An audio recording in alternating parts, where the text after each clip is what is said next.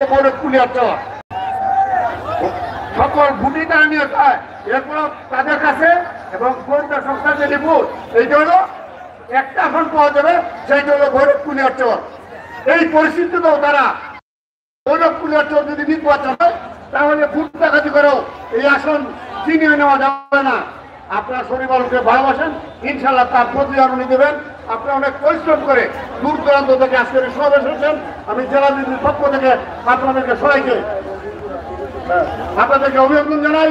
এবং আজকে আমি অভিভূত হয়েছি যে পরিমাণ মহিলার উপস্থিতি, যে পরিমাণ মহিলারা মিছিল নিয়ে এসেছেন, আমি আন্তরিকভাবে আপনাদেরকে অভিনন্দন জানাই।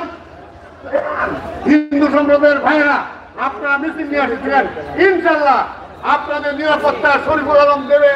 আপনাদের একটা পশমও কেউ জিততে পারবে না, আপনাদের কোনো ক্ষতি হবে না ইনশাল্লাহ।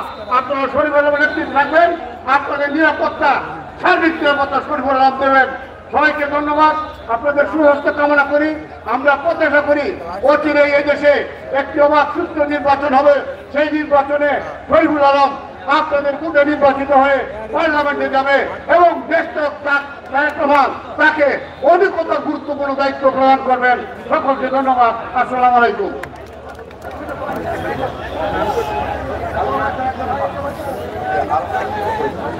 বিসমিল্লাহির রহমানির রহিম। এখন আপনাদের সামনে বক্তব্য রাখবেন যার নেতৃত্বে এই রামদিনের স্বৈরশাসক শেখ হাসিনা সরকারের গুন্ডা বাহিনী আমরা এমনভাবে জবাব পেয়েছি। জনাব হাজী মজনু ভাই রামদিনের বিএনপির সংগ্রামী সভাপতিকে বক্তব্য দেওয়ার জন্য অনুরোধ করছি। বিসমিল্লাহির রহমানির রহিম। উপস্থিত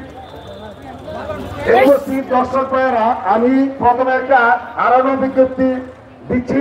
একটা জিহাদ নামের বাচ্চা, বাপের নাম জিয়াউর রহমান, হারানো গেছে। যে সন্তান পান আমাদের সাথে যোগাযোগ করবেন।